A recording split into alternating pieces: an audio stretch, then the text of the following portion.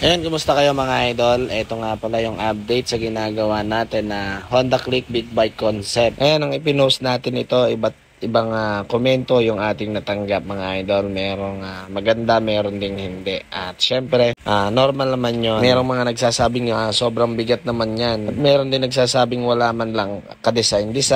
At wala naman talaga kasi hindi pa naman tapos itong ating ginagawa. Ayun. Kaya itutuloy na natin to mga idol. Ayan, ngayon mga idol, isesentro na natin itong caliper dun sa may disc plate para ma-welding na natin itong kanyang bracket sa may swing arm. Ayan, weldingan na natin to. I-spot muna natin yung pinaka-bracket dun sa may swing arm mga idol. Medyo matagal lang talaga kumapit yung aluminum kasi nagpapainit pa muna ito bago lang kumapit or bago ma-welding. Tulad ng sinasabi ko, talagang tiyagaan pag welding ng aluminum mga idol. Ang ginagawa ko pala dyan mga idol bago ko mag-welding, ibinibleed ko muna yung caliper para pag nagsentro ako ng caliper dun sa may disc plate, ipepreno lang siya para pagka wineldingan hindi gumalaw. At saka sentrong-sentro talaga yung ating pagkakakabit ng bracket sa mismong disc plate at caliper. Ngayon mga idol, ipo-full weld naman na natin yung ating bracket para ma-fix na yung mismong bracket dun sa may swing arm mga idol. Para sa akin kasi mga idol, maganda yun, naka-fix na yung caliper pagka ganitong turtle back na Brembo yung gamit. Para wala nang tanggalan yung bracket dun sa may swing arm. At syempre isa pa doon, malinis kasi siya tignan pag ganito yung pagkakagawa natin. Syempre pag matapos na natin siyang weldingan, lilinisin na natin to mga idol para talagang maganda siya tignan. At ayun, lumalabas na nga yung itsura ng swing arm natin mga idol. 20mm yung kapal nitong ating plate mga idol na aluminum. Sobrang kapal at sobrang bigat din nito. At yung alam ko namang maraming nakapansin nito, bawat post natin ay may mga nagko-comment na talagang mabigat daw yung ating ginagawa na swing arm. Syempre alam ko naman yon kasi hindi pa naman siya tapos. At marami pa tayong gagawin. Kaya ngayon ang gagawin natin, ilalighten na natin itong swing arm na ginagawa natin. Ayan, dinodrawingan ko na nga pala ng pattern na tatabasin natin mga idol.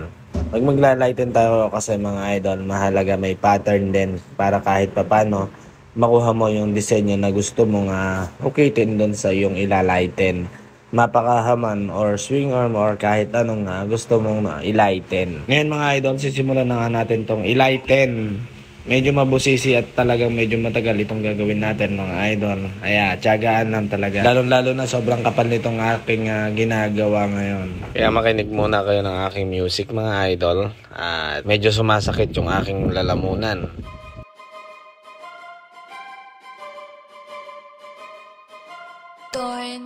Urban Beats.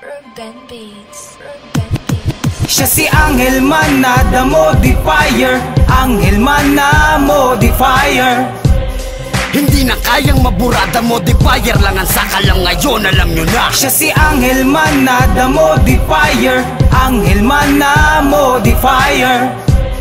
Hindi na kayang maburada, modifier lang ang sakalang ngayon, alam walang di kayang gawin kahit magkasubukan. Kilala siya ng mga tunay kung usapan naman ay modified o kahit nabalik alindog ng motor. Convert ng stock mong brake sa disc, dali lang niyang gawin pabor.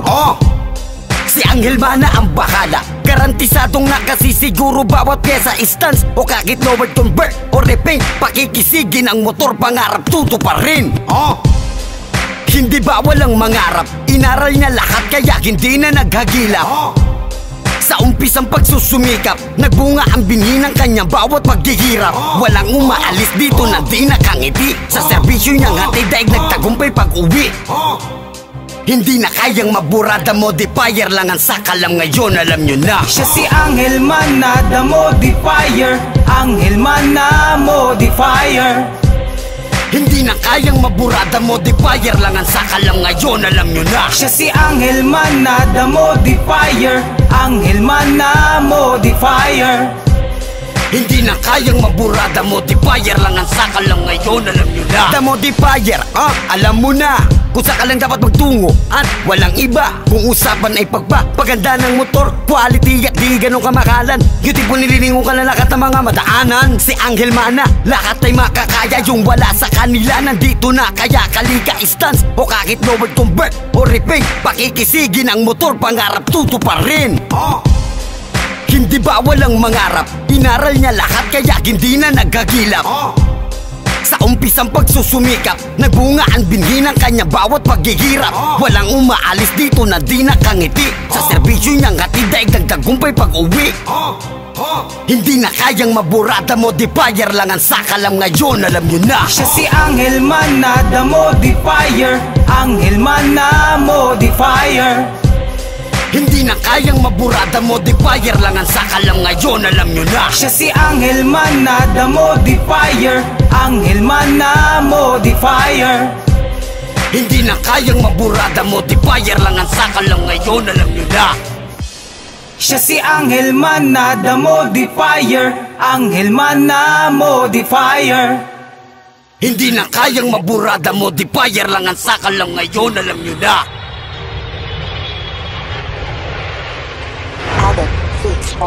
Pawis at dugo, puhunan at dalangin.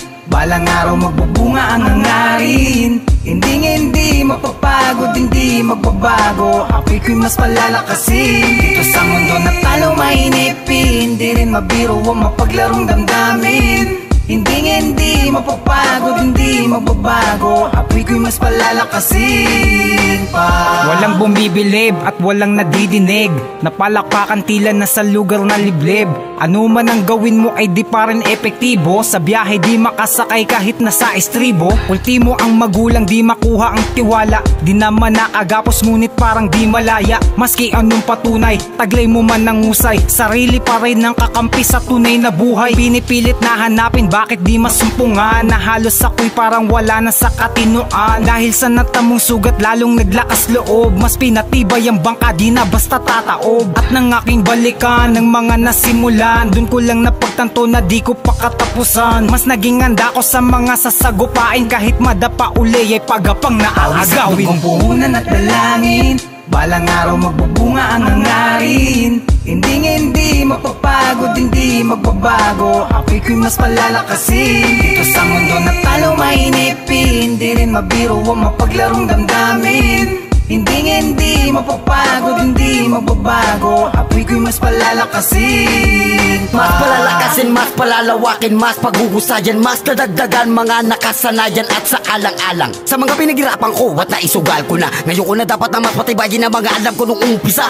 Di man iba, pero iba sa mga karaniwan. Sa dami ng mga nilabas akong kasabayan kung di napabilang. Madalas sa tapulan nung minsan, kabiyak kong hindi ko iniwan. Tiniyak ko na kinabukasan ng mga umasang hindi ko nilisan. Bagamat talang kundi lang basta na magtatapos sa lungat masama nga katwiran ng mga And mga idol, ito yung gagamitin nating pangunahan na mags dito sa ating ginagawa. Ang gulong na to mga idol ay Beastire. Ayan, shoutout sa Beastire na plus. Ito kasi mga idol, budget meal pero quality din. Kaya ito yung talagang ginamit natin dito. Naka Beastire din yung likod nito mga idol. Ang size na ginamit natin 120/70/14 no. Alam niyo naman siguro na hindi yan kakasya dito sa unahan ng Honda Click. Ayan. Ito yung gagawa natin ngayon ng paraan kung paano natin siya mapapakasya dyan. Sa palagay nyo, kaya ba natin yan sa stock na tipus? Doon tayo mapapaisip kung paano gagawin natin dyan. Medyo mahirap kasi humanap ng tipus na pang ADB or pang NMAX. Ayan, mahirap din kasi humanap. Basta-basta, pera lang doon sa mga nagcha-chap-chap. Hindi naman tayo bumibili sa nagcha-chap-chap ng motor. Kasi wala namang wala magnanakaw ng motor kung walang bibili ng mga chap-chap na yan. Kaya wag nating tangkilikin yung mga nakagbebenta ng mga parts out na alam nyo chap-chap mga idol. Yung mga master pala nito mga idol, papalitan na rin natin. Naka left and right na kasi ito na disc brake. Papalitan natin yan ng Brembo. Dito mga idol, ito yung swing arm na ginagawa natin. Hindi pa naman siya totally tapos pero nakikita nyo na kung ano yung design niya.